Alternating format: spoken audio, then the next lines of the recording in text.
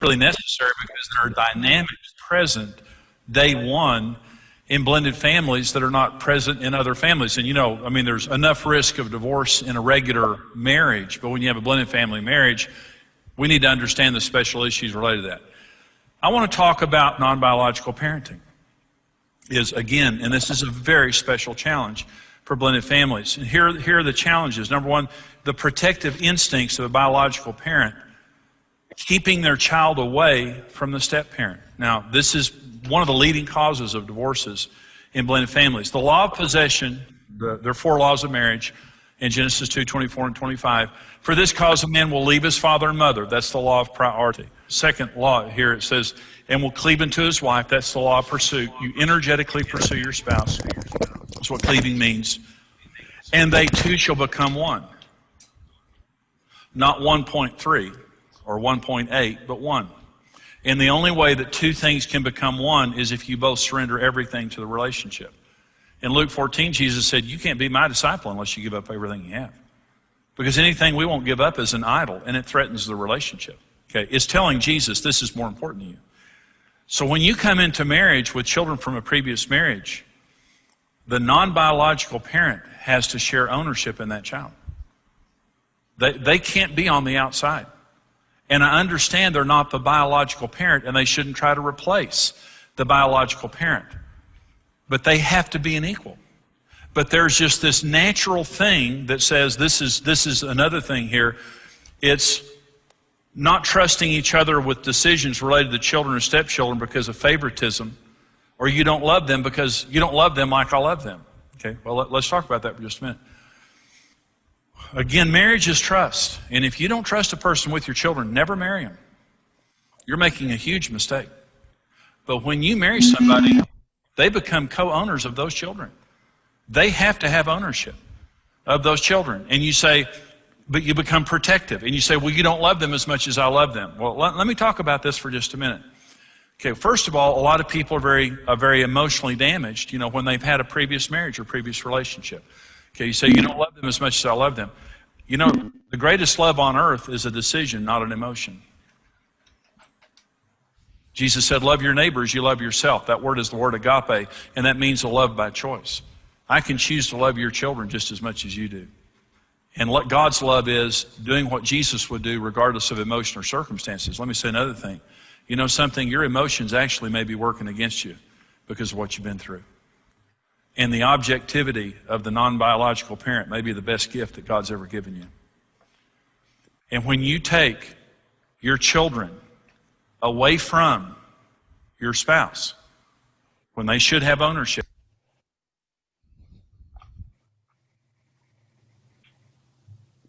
are you okay for now? Yeah, I was just getting into that. Making every That's really good. And even though they're a non-biological parent, and they may not have the natural love that you have, I agree with that.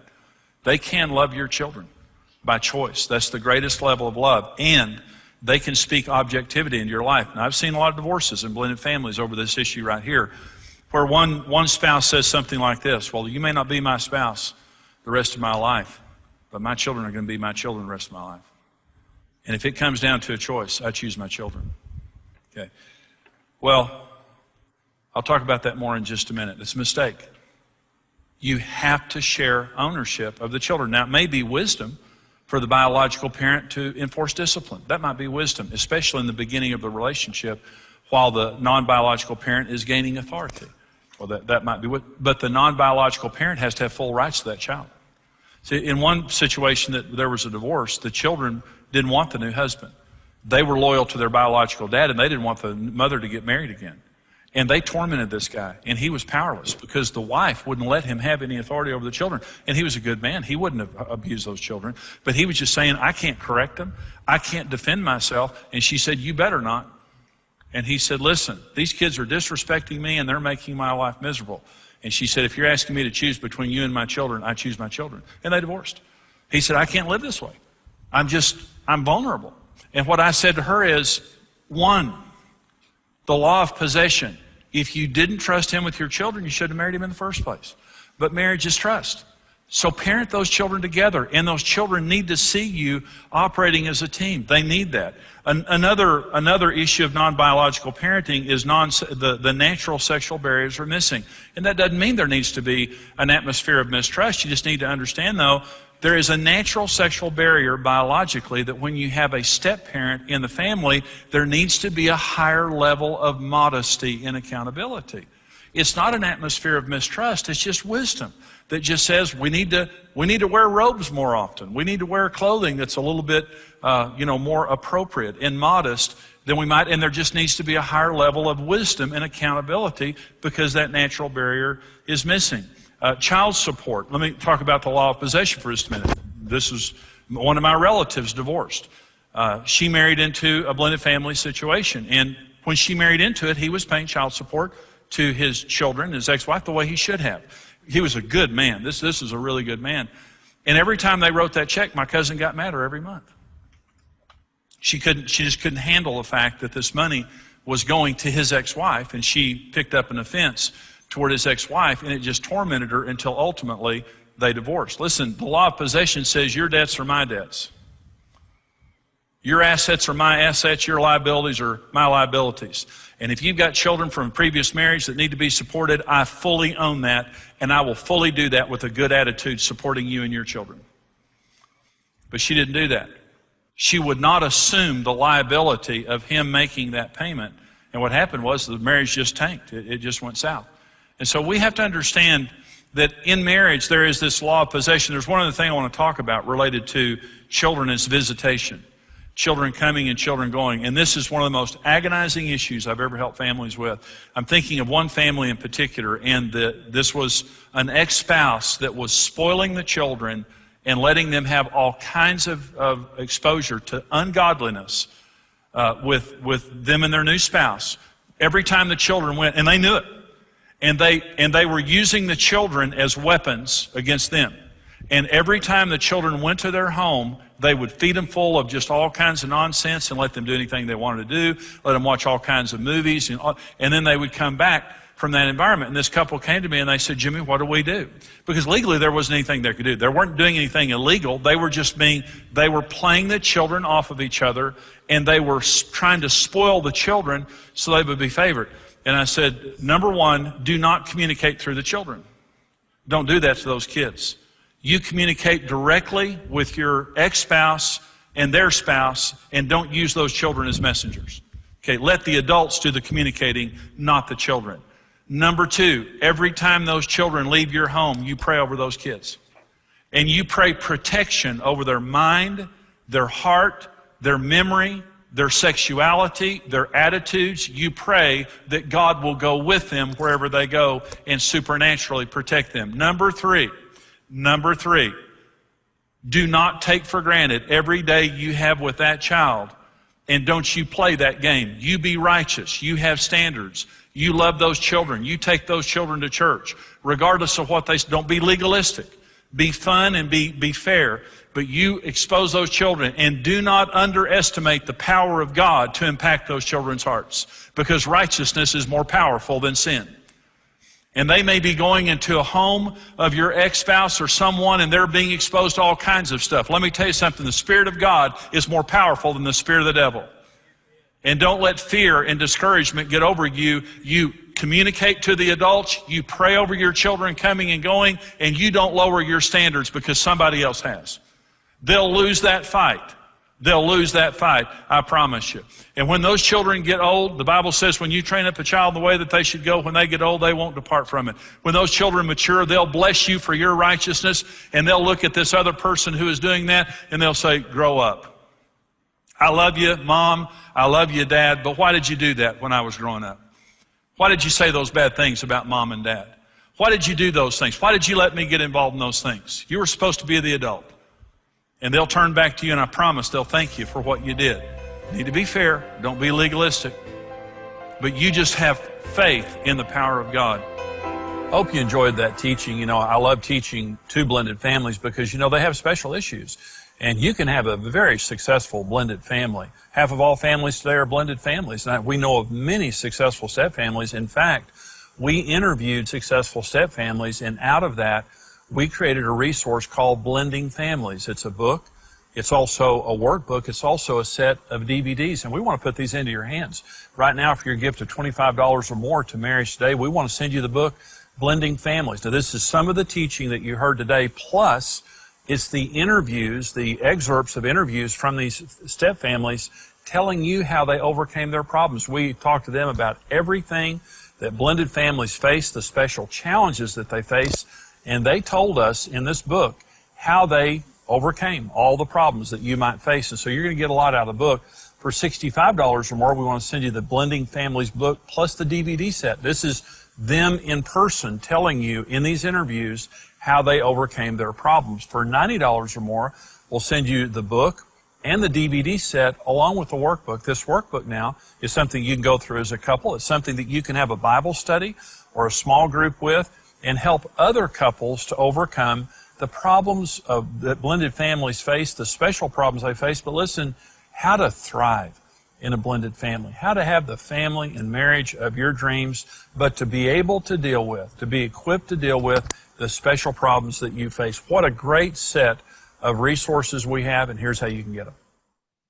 If you have found yourself navigating through the unique challenges of a step family, then Blending Families was designed specifically with you in mind. You cannot just succeed in being a blended family, you can thrive. 18 successful step families joined forces with Jimmy Evans in order to create a practical and biblical set of resources. I really had to realize that my husband is not my ex-husband. Well, the new parent coming in can feel as an outsider. It's not the same as your mom. I mean, I'm just not their mom. For your gift of $25 or more, we'll send you the Blending Families book. For your gift of $65 or more, we'll send you the book and companion videos. For us, having a blended family is something that we treasure.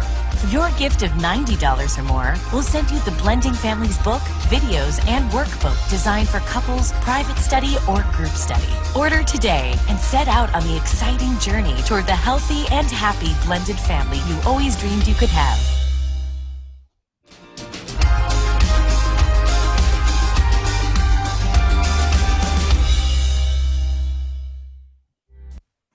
Noom is easy because it takes 5 to 10 minutes a day. It's not that much work. You just have to want to do it. If you got 5-10 minutes, you can change a lot in those 5-10 minutes. Every other diet, it just says to you, you can eat this, you can eat that, you can't eat this, you can't eat that, and that's it. Noom helped me see that it's about what's happening in my head. I'd used a couple of apps before, and they never really worked. They put you in a good place to make the right decisions, and that's the tool you need. You change up here, everything will fall into place.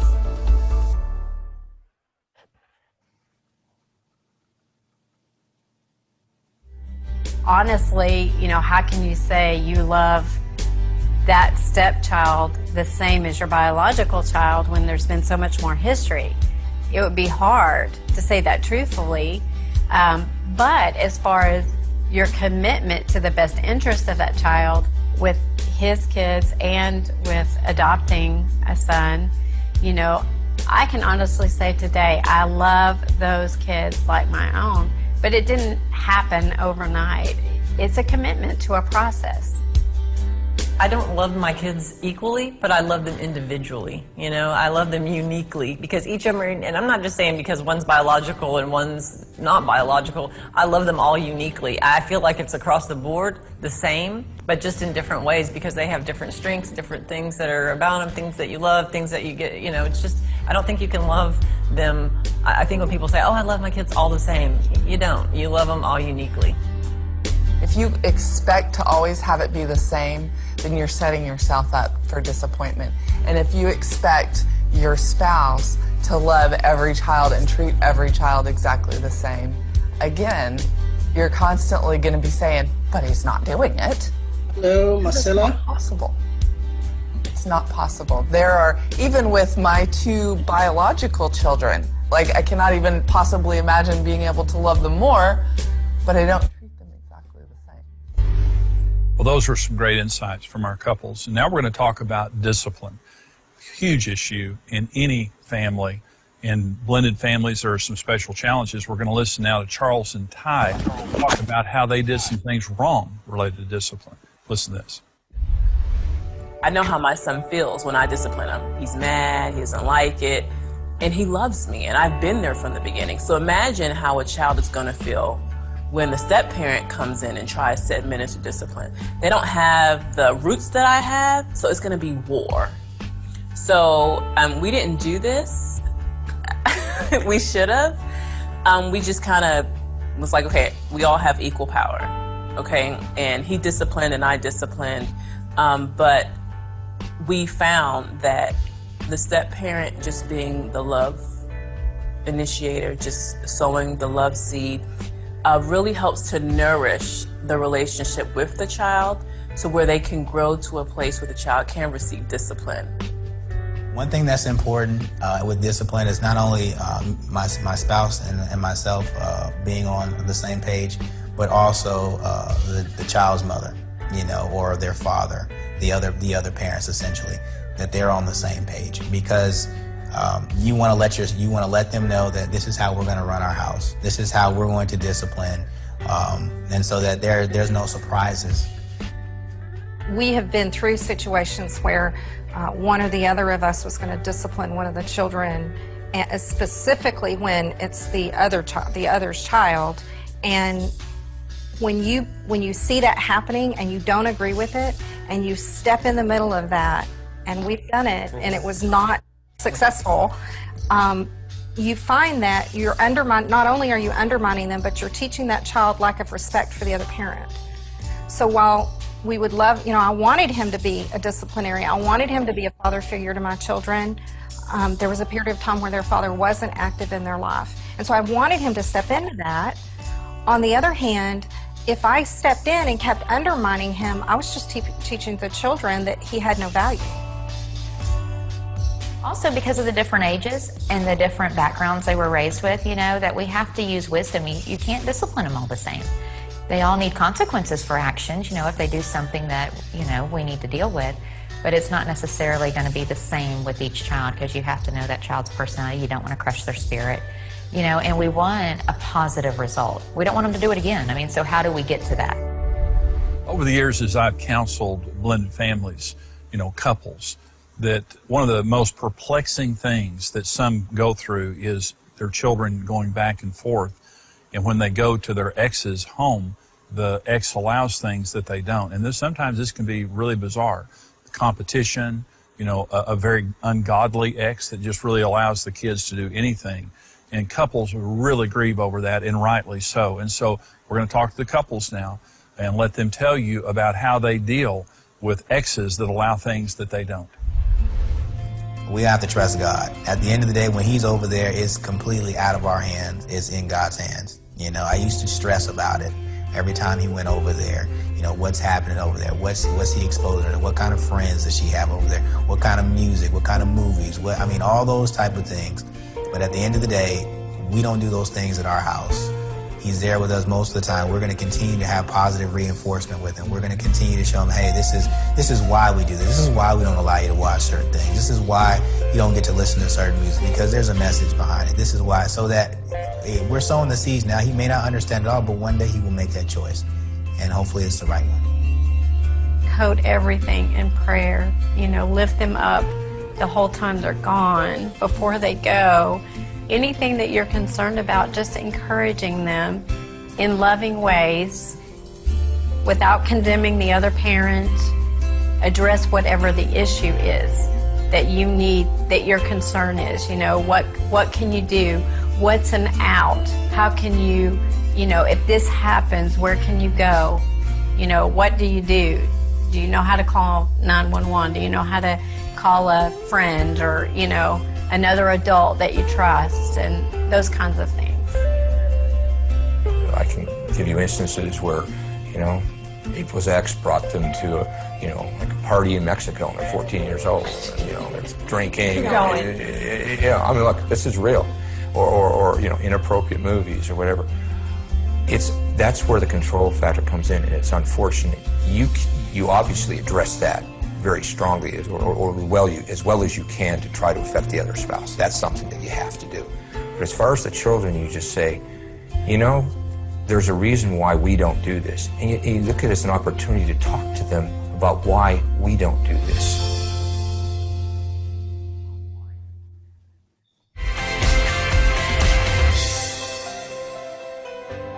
me talk specifically about parenting. You know, over the years, I've helped a lot of blended family couples and deal with the issues of parenting. And obviously, there are special issues there. And I talked about the law of possession. And not just your assets, but your liabilities belong to me when we get married. God said in Genesis 2, they two shall become one. Marriage only works if you share everything. I mean everything. And anything that you will not share with your spouse will destroy your marriage relationship. It will. Children, see, sometimes there's this feeling that, well, my kids have gone through a lot of pain, and I don't want to put them through any more pain, so I'm going to have to protect my kids in this relationship, and that's more important than the marriage. Well, first of all, the kids are going to smell blood in the water. Those children instinctively know that they have divided you, and they're going to use that then to their advantage, and also many times to punish the non-biological parent because they don't want them around. They want their parents to be married. They're still loyal to their biological father or mother. And so your children need you to be a united front. And the way that that happens is when you get married, you date to establish trust. There has to be a sufficient level of trust when you get married. You're not married still trying to figure out if you trust your new spouse with your kids. You've got to trust them with your kids, okay? Doesn't mean they're the disciplinarian. You might want to be the disciplinarian, especially when the relationship is new. But you date to establish trust. And then when you get married, these aren't my children, these are our children. And I realize you may not be the biological mother or father, but you are a mother and father. In this home, you are the mother or the father that is my partner, okay? And so you have full ownership of these children, and so do I. So all of the decisions that we make, we are going to make together for mine and for yours and for ours. All decisions are made together, and the children cannot separate us. Once we've made a decision related to the kids, and there can't be preference. You can't prefer your children. There can't be things that you do for your child, your biological child, that you don't do for your non-biological children. In every family, fairness is important. In blended families, it's extremely important. There has to be fairness, there has to be equity, and the only way that you can ensure that there's going to be fairness is you make every decision together and don't let the kids separate you. If there's child support going out, you're not paying child support for your child, it's our child that's going to. It's not going to your ex-spouse, it's going to support our child. And the way you think about these things and the way that you do these things is absolutely critical. Listen, when you share ownership of the kids, the assets and the liabilities, and you share all decisions together, you can thrive in your blended family. Let me give you this little formula related to your children. Because sometimes children have been hurt. If a broken marriage hurt your children, a healed marriage will heal your children. And so once your children see you in a healed relationship, and you're able to love and guide and discipline your children from a solid marriage, that's where healing comes from. So don't forsake your new marriage because your children, maybe you're afraid about them or you're hurting related to them. Let them see you in a good marriage, and that will do a tremendous amount to heal their hearts. And I hope that helps you. You know, we come to you to help you in your marriage and in your blended family. We go all over the world. We go across America multiple times a day, ministering to millions of people, and we can only do that because of the financial support of people who help us here at Marriage Day. Karen and I are asking you, would you stand with us financially? If you've been blessed by this ministry, the information is there on your screen of how you can support us. You can call us and give that way with your bank card. You can go online. The information is on your screen of where you can mail a gift. If you want to mail a check, you can do that. But we're asking you to stand with us. There is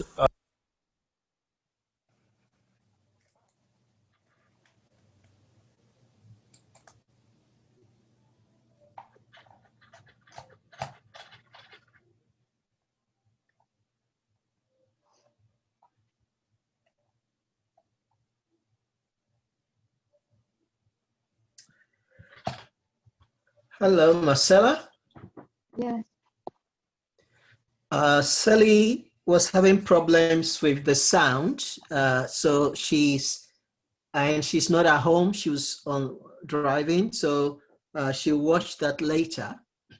All right. And you were sharing something. I've actually seen the blog now. So that's the one on the screen. But tell me, you were sharing something. So what I'll do is I'll stop the share for now so that you can go ahead and share. So please go ahead. You were sharing something before. Yeah. No, I was just going to share, just to say just the effect it had on my children, the breakup. Now, me and my ex, we had what you would call a good breakup, if there's such thing. That we've always been on good terms. And I've always encouraged my daughters to talk to me about the breakup and anything to do with that, and I always have. But they didn't feel very open to talk to my ex-husband about certain things. They felt he couldn't cope for some reason. So because of that, my eldest daughter, Laura, would have had a lot of built up anger over the years. She's trying to keep the anger and the pain suppressed. And the way that affected her say something, emotionally Marcella? was sorry? Can I say something? You can.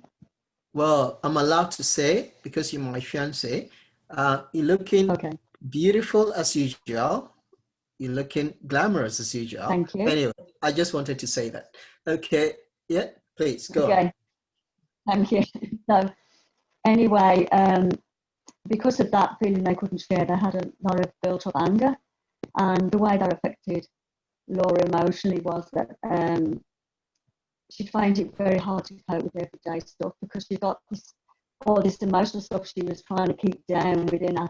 So anything else, any other issue that came up, she felt overwhelmed and she couldn't cope with it.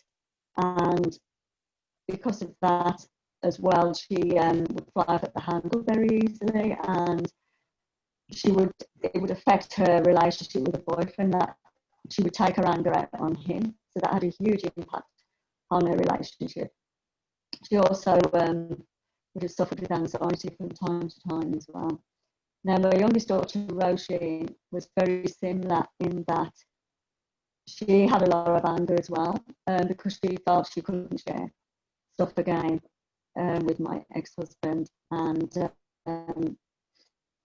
again, that built up over the years, and she would have suffered with anxiety and a little bit of depression as well from time to time because of that. So one thing I noticed, that this didn't get easier as the years went by. This actually got more difficult for them to cope with. So because neither of them would seek help, I felt to take it into my own hands and arrange a family meeting, which I did do. Myself and my ex and my two daughters. My middle daughter was away at the time and lost her. She felt she didn't have any issues, which I felt that was hard to believe, but that's just my middle daughter. So myself and my ex-husband and my two daughters had a family meeting, and they shared very openly with us both how they felt. And my ex-husband listened to them very, very well, and I did, and just took on board everything they said. And also one thing which I found was very important, that we admitted to them that we hadn't handled the breakup probably as well as we should have, and that we failed in some way as their parents. I felt with that, and with the fact that they could share openly with how they felt, started a healing process for both of them. I know my daughter at the time said she'd had a huge load lifted off her. So I just wanted to share that for anyone out there, just as a word of encouragement, really. Mm-hmm. Thank you for sharing that. I've just realized that Peter May was trying to call me, and I've texted him. So thank you.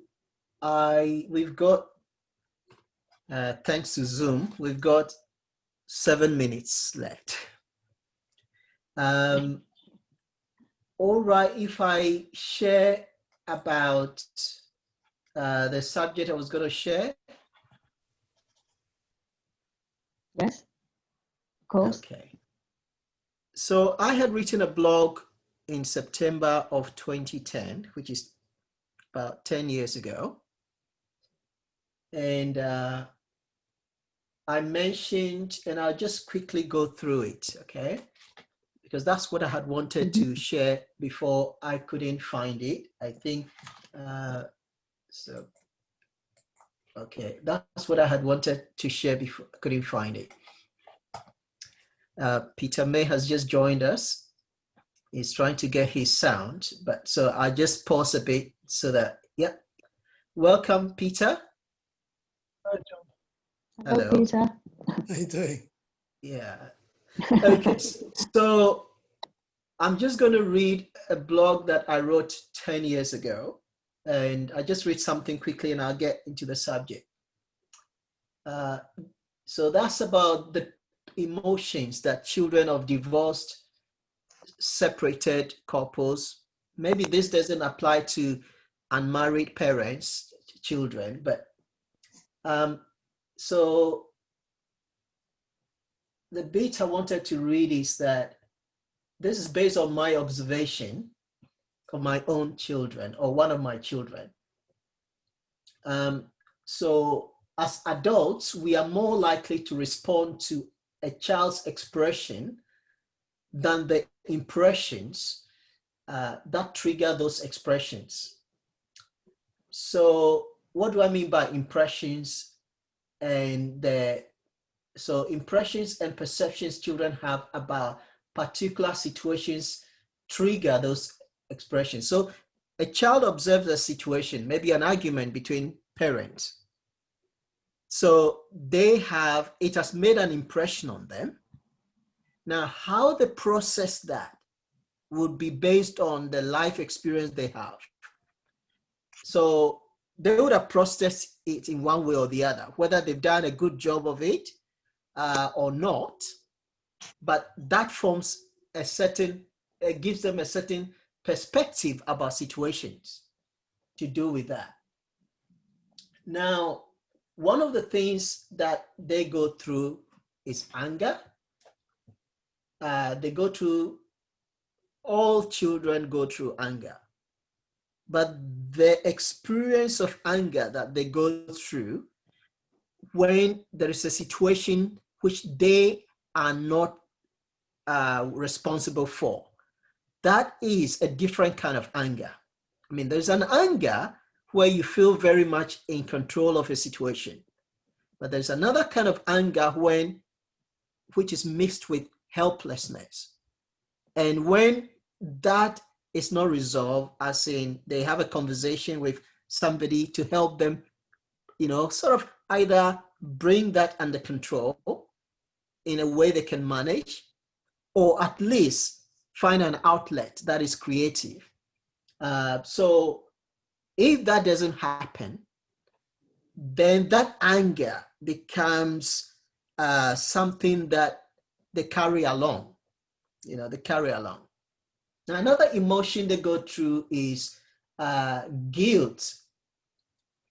So guilt, and with guilt, when you feel guilty, that moves very closely with self-esteem, low self-esteem. I am guilty, and so I don't deserve an equal place with others around me. Now, guilt, it's really something that they carry into adulthood, and that affects them with life opportunities, and it can make the difference between their economic situation, the ability to form relationships. And one of the things that children usually have, well, I just realized the time has really gone. So let me just say this very quickly. Let me move away from the negative. I want to move to the positive very quickly. We might have to do a third session because we've only got 2 minutes now. So we might have to come back in. John, sorry, John, just to let you know, my battery's very low now. Okay. I'm charging, but it's going down still, so just so you're aware. Yeah, okay. So just very quickly. So there are three things with children in terms of anything they're going through. There is the processing of information. There is the time involved or the stage, and then there is the environment. So the first thing is, before children are born, that's the time, the pre-birth time. They are endowed with certain gifts and certain potentials. All of us are endowed. So the time is pre-birth. Now, the environment actually determines whether we reach that full potential. So every child has got something that they were endowed with. Now, the second phase is, so there's the pre-birth phase. So where they come in, they're endowed with things. And now we have less than a minute. So this is what's going to happen. How about if we come back at 5:30? If you're able to, Peter, 5:30. But if you're not able to, it's still going to be recorded anyway. Okay. So how about we do that, and then we kind of finish off, because there is less than a minute and we're going to be logged out any minute. Mm-hmm. Is that okay? So Peter, send us off with a prayer. We'll probably be logged off while you are praying. So.